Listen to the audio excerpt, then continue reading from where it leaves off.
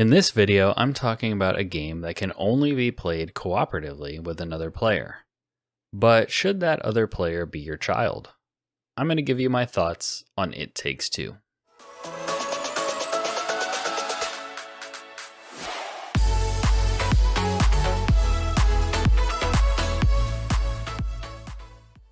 It Takes Two is an action-adventure video game with elements from other kinds of genres, mainly platformers. It is specifically designed for split-screen cooperative multiplayer, which means that it must be played with another player through either local or online play. The gameplay stays fresh due to the fact that each new level introduces new tools and mechanics for the players to engage with, so no one design idea overstays its welcome. The story revolves around a married couple who have decided to get a divorce. Their daughter is sad that they don't get along anymore and makes a wish that causes them to turn into little dolls. The couple then spends the remainder of the game trying to get back into their human bodies, and in the process are forced to work together and reconnect with each other. So let's start off by talking about this game from the parent's perspective. First of all, It Takes Two is rated T for teen for animated blood, comic mischief, fantasy violence, and language. On the positive side, the gameplay is super fun and utilizes the co-op of the game extremely well. Every level revolves around some sort of a mechanic or gimmick, such as one character has the head of a hammer, the other has a nail, and so you throw the nail, the other character has to drive it in.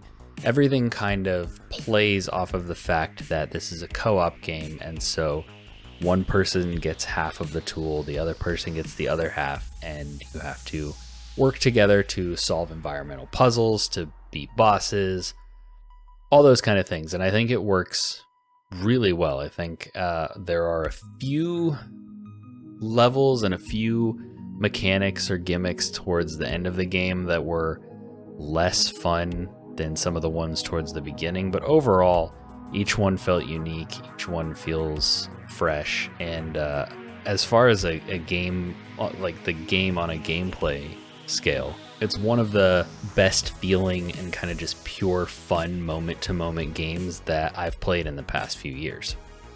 Additionally, the setting is really cool and a lot of fun. It's very Toy Story inspired in how you're exploring these mundane locations, like a woodshed or outside in a tree, or just different, like you're exploring different parts of a house, but it's exciting because you're little. So everything else is super big around you. You know, one of the early bosses in the game is like a vacuum that you never repaired, and it's mad at you because of that. So just a lot of that kind of Toy Story, brave little toaster sort of energy. And as far as the parent perspective goes, if you were going to play this game with your child, because it is co-op and you have to work together using the mechanics that I described earlier, it encourages, well, it actually requires cooperation. So you're learning how to work together, you're learning how to communicate with each other, you're kind of learning these skills that you can apply outside of the game, which in a lot of games that can be the case. There are tangible skills that you're learning, but you're actively having to communicate and work together with your partner in this game. So if that happens to be your child, I think there's definitely a lot of positive value that you can get out of that outside of the game itself. On the flip side, on the negative side of the coin, as far as some things from the parent's perspective, I think that all of the characters are pretty unlikable. So your main characters are the married couple that you are playing as, the husband being Cody, the wife being May. Their daughter is Rose. She's probably the least egregious character. She's just kind of sad and wondering why her parents are unconscious in the house, not talking to her. But Cody and May are pretty unbearable through the early parts of the game. And then there is a book of love that is supposed to be sort of guiding them through this experience. And that's Dr. Hakim.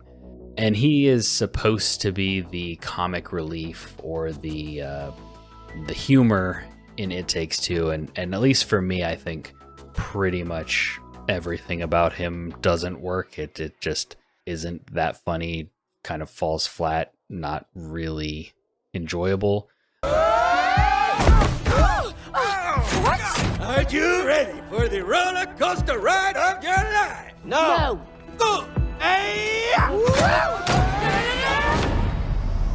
Mileage may vary for that. Maybe he clicks for you. I don't know. That's for you to kind of find out. But my opinion and my perspective is that, like, none of the characters are really great. They're either very simple and predictable, or they're kind of cringy, or none of them really stood out as being good. Along with that, and probably because of that, the story falls flat.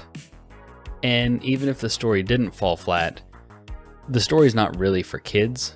This is a story about a couple whose marriage is falling apart and them kind of reckoning with that.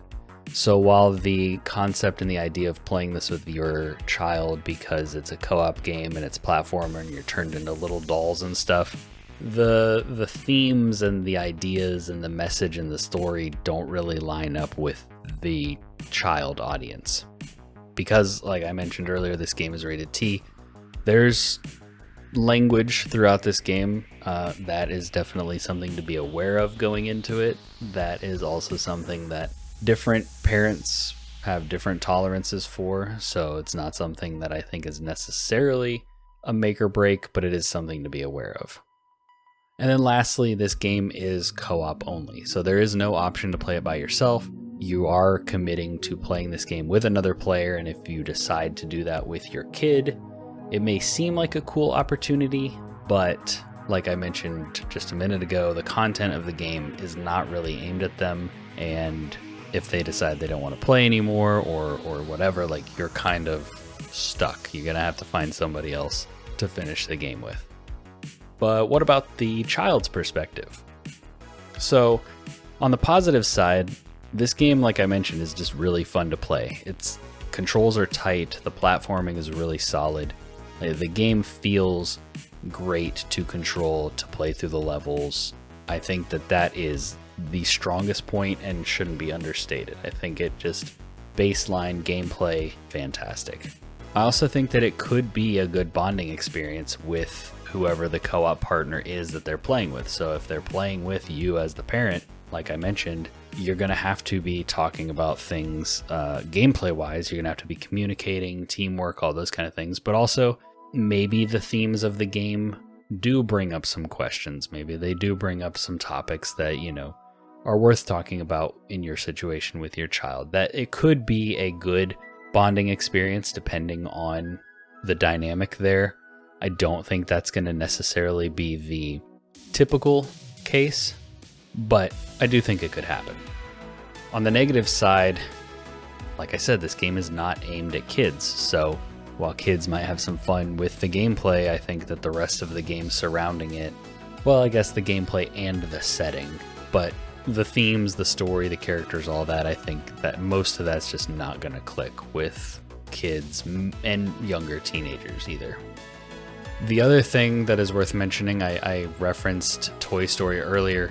This game is sort of copying ideas, taking concepts from other properties that kids could recognize, like a Toy Story or like something like that, where, you know, this situation arises. But I don't think it does it as well as those properties that it's inspired by.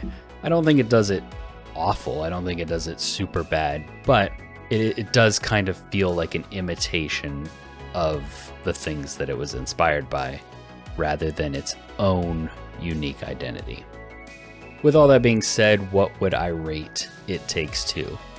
I would give It Takes Two 3 out of 5 stars as a game for kids, because this channel is the parent's guide to gaming. It's about the games that your kid may want to play, or games that we're familiar with, but looking at them through the lens of a parent for kids. And for this one, like, I think the core idea is great, and I think the gameplay is a blast. But despite the game's whimsical setting and appearance, it isn't actually targeted at kids or teens. It's targeted at adult gamers. It's dealing with divorce and a child trapped in the middle of that.